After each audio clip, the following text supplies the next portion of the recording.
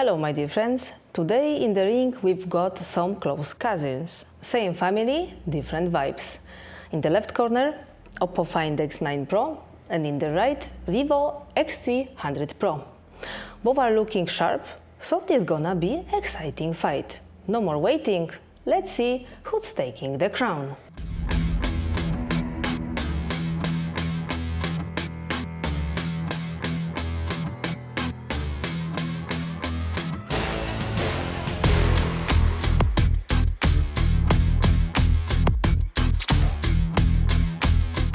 Last year I had both models, the Vivo X200 Pro and the Oppo Find X8 Pro. But I didn't test them side by side. The reason is simple. Last year's Oppo just didn't impress me enough to want to buy the Chinese version and compare it to the Vivo.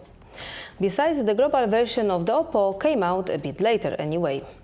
This year it's different. Oppo has really done its homework and finally we have a battle worth paying attention to.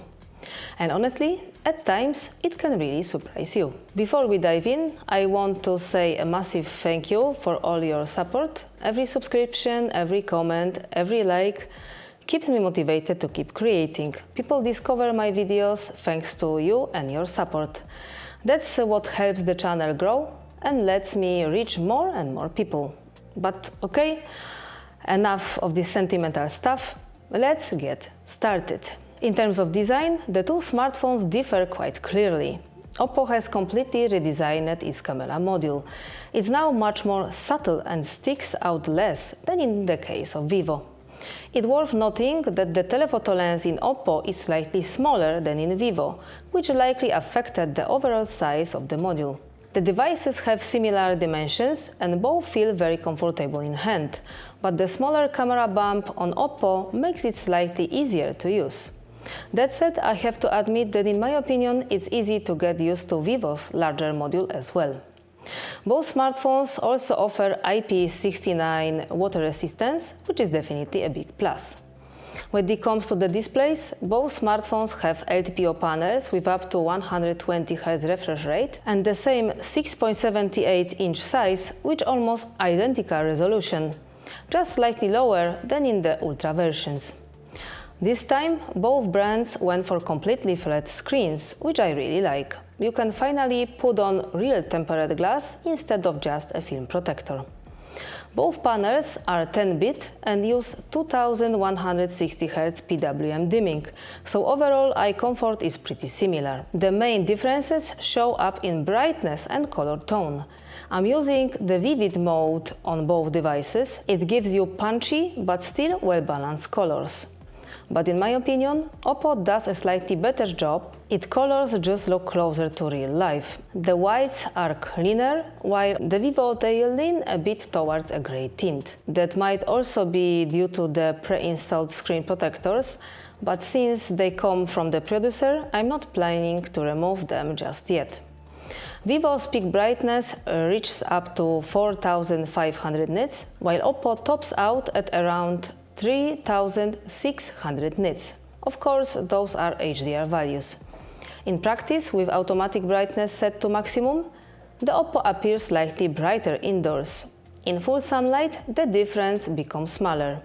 Both screens are bright and using them outside isn't a problem at all. Let's remember that besides the peak brightness, the one producers love to highlight in promotional materials, there is also the typical brightness and so-called high brightness mode. This mode automatically activates, for example, when you are using the phone in direct sunlight. Oppo's auto brightness also reacts faster to changing lighting conditions.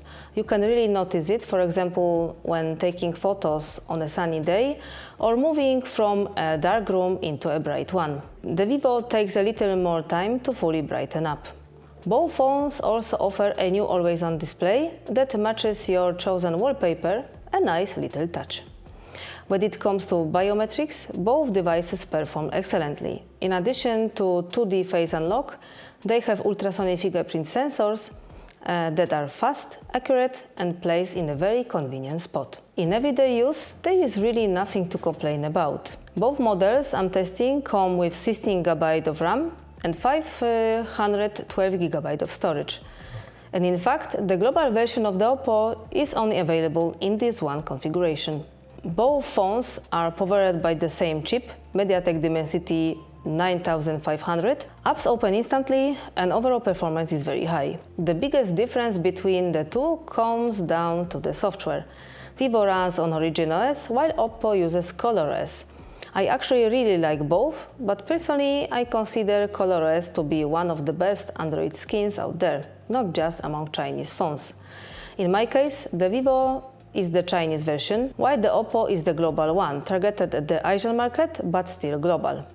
That leads to a few differences, for example the lack of eSIM support or certain AI features that are related to the Chinese assistant in Vivo's Chinese version. In the Chinese version of the Oppo, I didn't have access to additional themes, but in the global version that limitation is gone.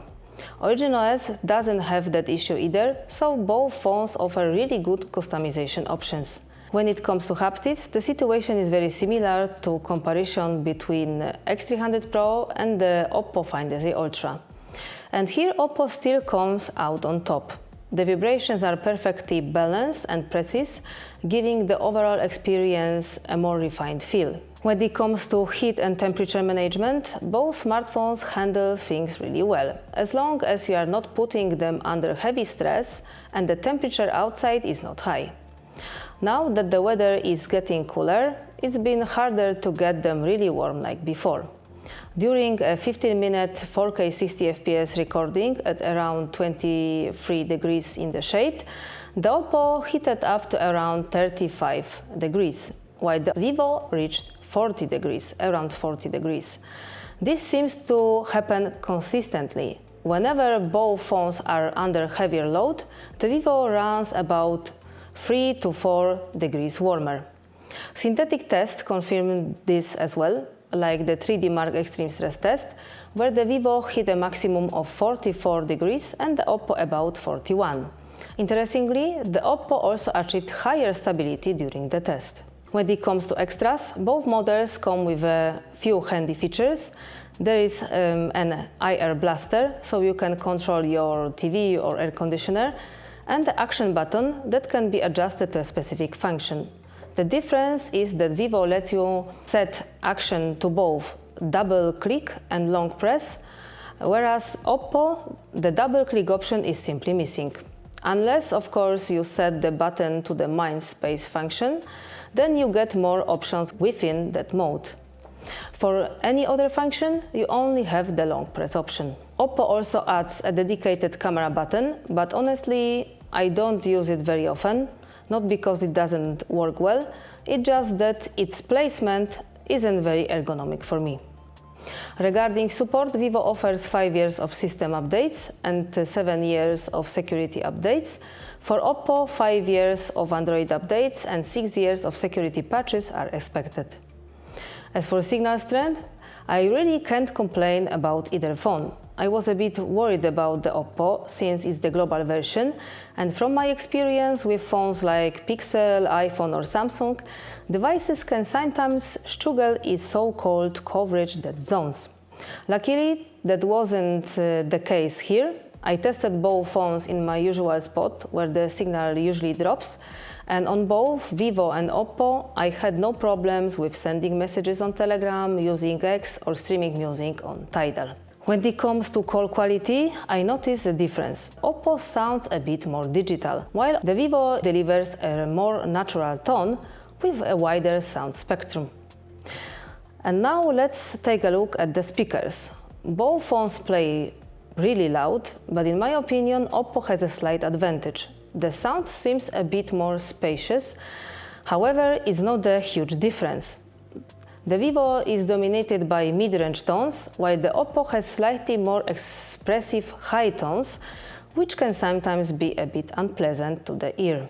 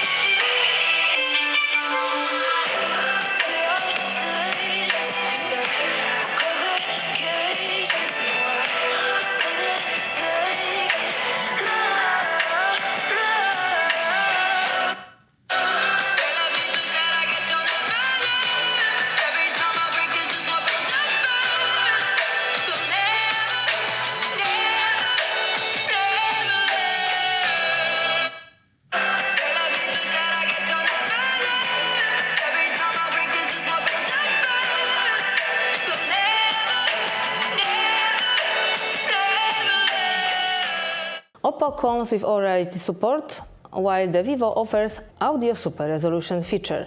When it comes to Bluetooth codecs, both phones perform almost identical. They support LDAC, LHDC, aptX and aptX HD.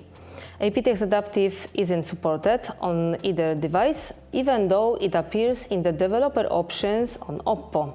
You can't actually force it, and even with my Denon Per Pro headphones, which support aptX Adaptive, the phone automatically switches back to standard aptX, which is also confirmed by the Denon app. Now let's move on to the camera. Many aspects will be similar to the comparison with the X8 Ultra, but it's still worth going through everything step by step. Let's start with the main lens, and here's the first difference: the focal length. Vivo has a 24mm lens, while Oppo comes with 23mm, but of course there are more differences beyond that. Both phones offer several color profiles. On the Vivo you will find options like vivid, textured, natural, as well as classic negative or clear blue. All the photos in this comparison were taken in the natural mode.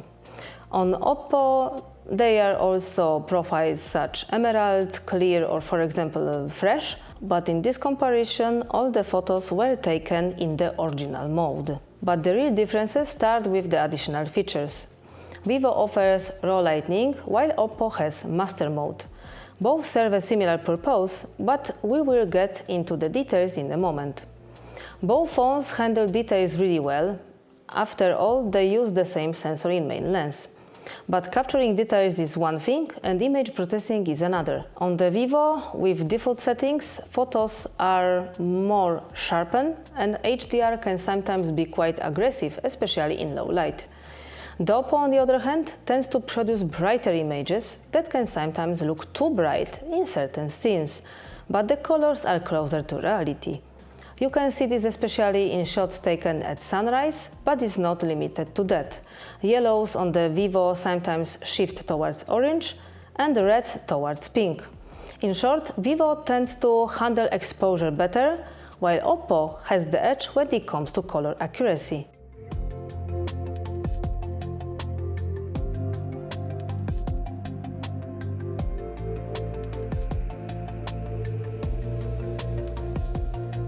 Personally, I often use the additional features offered by both phones: raw lighting on Vivo and master mode on Oppo. Both modes work in very similar way, producing more natural, less produced photos, which you can notice even in the speed of taking photos.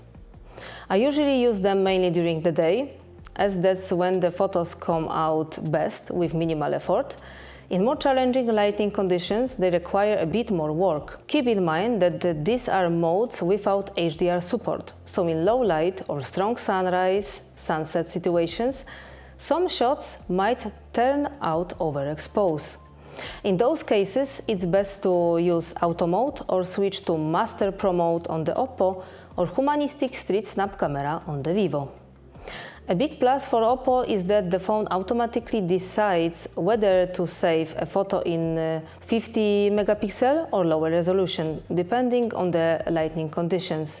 If there is enough light, the photo is saved in higher quality automatically, without needing to manually switch to high resolution mode.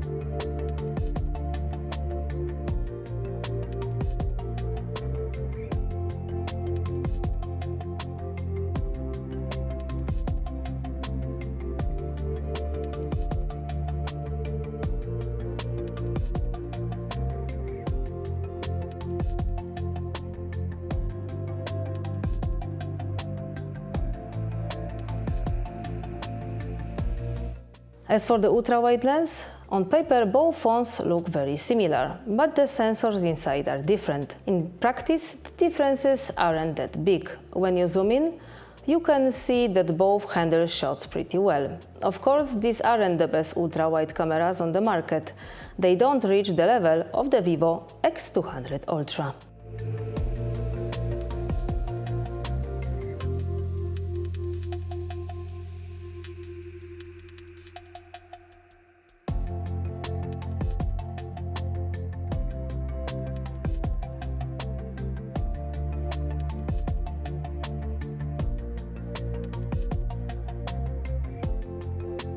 And now let's move on to the telephoto lenses. The Vivo has a new Samsung HPB sensor with 3.5 optical zoom, while Oppo uses the HP5 sensor with 3x optical zoom. Both have 200 megapixel, but they differ in sensor size and aperture. Vivo's sensor is larger, but this aperture is slightly darker. The Vivo telephoto lens can focus from around 16 centimeters, whereas the Oppo can do it from just 9 centimeters, so both are perfect for close-ups and macro shots. In good lighting, the Oppo performs almost as well as the Vivo, but even in lower light conditions, it still manages quite decently despite having a smaller sensor. Regarding macro mode, both phones allow you to take close-up shots using the telephoto lens, as I mentioned it earlier. Oppo's maximum zoom goes up to 30x, while Vivo's reaches 20x. That said, with Oppo it's better not to push it beyond 10 to 15x, because at higher zooms the image starts to look artificial. Macro photography on the Vivo works really well. The autofocus has been significantly improved, making close-up shots a pleasure. On the Oppo, you need to put in a bit more effort. The results can be really good, but the focus is more pinpoint, and sometimes you have to take several shots to get the image you want. When it comes to zoom, both smartphones perform really well up to around 10x. Beyond that, especially at levels above 30x, the Oppo begins to fall behind Vivo, regardless of the super telephoto enhancement setting, which on the Vivo has 3 options: off, normal and extreme. Oppo also has its own AI zoom, but it activates at 60x. The results on Oppo can be inconsistent, so a software update seems necessary. It's also worth noting that at such high zoom levels, Oppo really requires a steady hand. Even the slightest movement can result in a blurry image.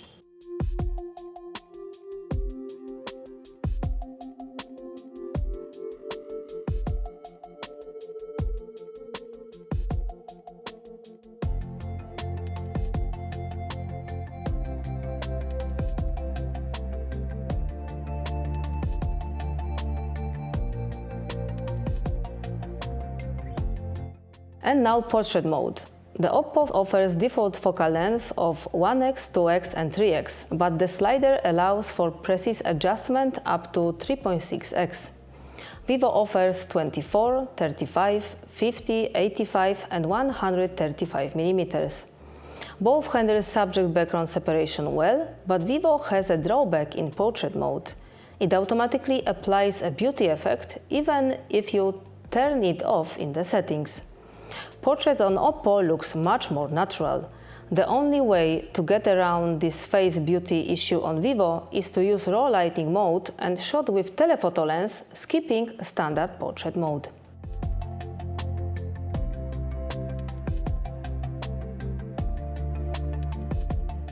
Selfies from both phones are really good, but in my opinion, Vivo takes the lead here. There is noticeable in facial details, natural skin tones reproduction and accurate background separation in portrait mode, especially in low light conditions. Vivo handles such situations a bit better.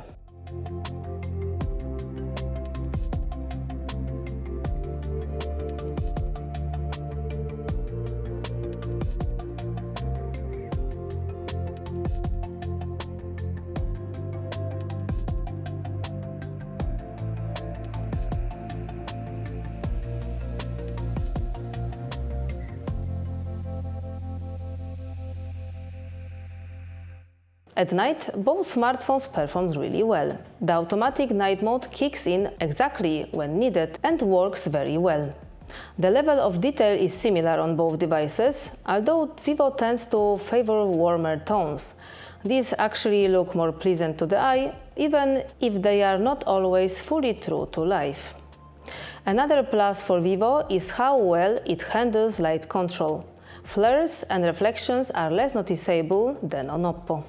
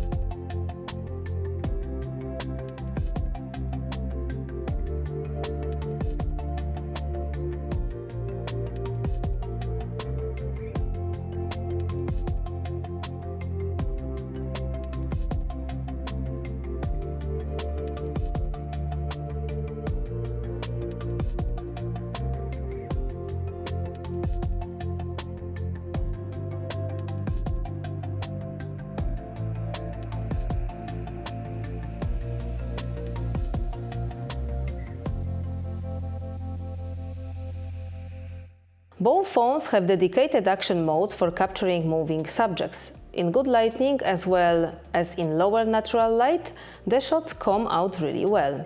Differences start to show up under artificial lighting. This is when it's easier to get blurry shots, and while there isn't much difference at main lens, I experienced more blurred shots on the Oppo when using the telephoto lens. I also have no idea why, in low light, Oppo automatically activates night mode in this action mode, which slows the shutter. It seems a bit like a software bug, because nothing like this happened with the Oppo X8 Ultra. When it comes to video, Vivo allows recording in 8K at 30 fps, whereas Oppo doesn't offer this option. Both phones, however, support 4K recording at 120 fps. It's also worth mentioning Dolby Vision or HDR, available on both Vivo and Oppo, and on both the front and main cameras, which is really nice feature. As for switching cameras while recording, Oppo allows this in 4K at 60 fps, which is a big plus. Vivo also lets you switch between the front and main cameras, but only at 4K 30 fps. When it comes to overall image quality, the difference in color is noticeable right away. During the day, Vivo offers slightly better stabilization. At night, colors are also accurate, but Vivo tends to lean toward warmer tones. What stands out is that stabilization at night is a bit less smooth on the Vivo, but it's likely something that can be improved with the future software update. 4K 60 fps. Now there is a main lens. We go to ultra wide.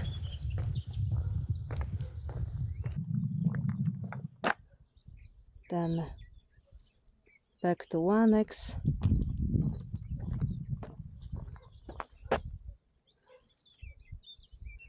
Telephoto on Oppo and telephoto on Vivo. Telephoto lens. Okay. The maximum zoom is 18x on Oppo and 20 on Vivo.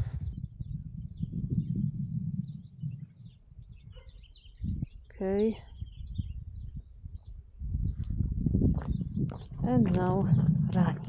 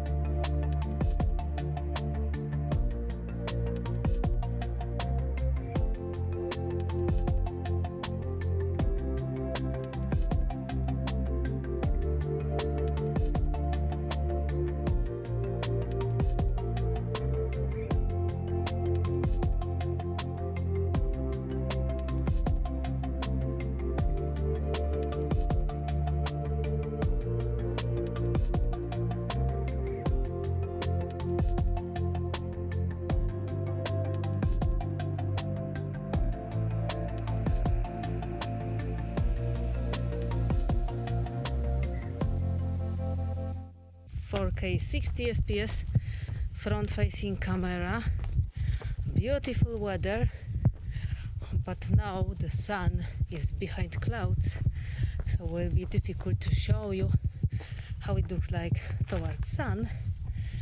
In case of both, we can change view a little, but only in Oppo we can switch to the main camera in 4K 60 FPS. On Vivo we can do that only in 4K 30 FPS. And now stabilization during running. 4K 60 FPS front-facing camera is a very strong wind now, and in terms of both we can little change a view like this, and on Oppo we can switch to the main camera. On Vivo we can do this only in 4K 30 FPS. In 4K 60 FPS is not available. And now maybe towards sun, so you can see how it looks like, and running. 4K 60 FPS front-facing camera video at night. In Oppo there is a fill light from screen. In Vivo there is no fill light. Maybe there is no option like this, or the phone doesn't need this kind of option, so you can see how it looks like in that kind of conditions. Again, video at night, but now there is an auto low FPS function turn on, so you can see the difference compared to the previous video. Maybe I try to little turning around, so you can see how it looks like when the light is changing. And now let's talk about the battery. In my Vivo I have a 6510 mAh battery, whereas Oppo comes with over 7500 mAh, and you can really feel the difference. Oppo is the first phone I can comfortably take on a day trip or simply work with from the morning to evening without worrying about it running out of power. This battery simply gives incredibly user comfort. Vivo also managed very well, especially this Chinese version, but the difference in battery life is noticeable. Oppo clearly lasts longer. As for charging speed, Vivo supports 90-watt wired and 40-watt wireless, while Oppo has 80-watt wired and 50-watt wireless. Both phones come with chargers in the box, yes, even my global version of Oppo, since it's the Asian version. This time the conclusion isn't easy at all, because these are two really strong options, especially for those who don't want to deal with Chinese versions and are looking for something available globally. If I had to point out Vivo's biggest strength, it would be definitely camera. Very consistent and predictable. Oppo, on the other hand, really shines when it comes to battery life. It's simply massive and gives you incredibly peace of mind. And the Oppo camera? It has its strengths and weaknesses, but there is absolutely no way to call it a weak setup. It's clear that Oppo learned from the last year, and now, in terms of the camera, it's much closer to Vivo than before. In the end, both phones are a lot of fun to use, and choosing between them really comes down to personal preference. Thank you for sticking with me. I hope this material helped you a bit in making your decision. I know it's not easy, but I won't make the choice for you. I think the next movie will be the comparison between Oppo Find X9 Pro and Oppo Find X8 Ultra. So take care and see you next time.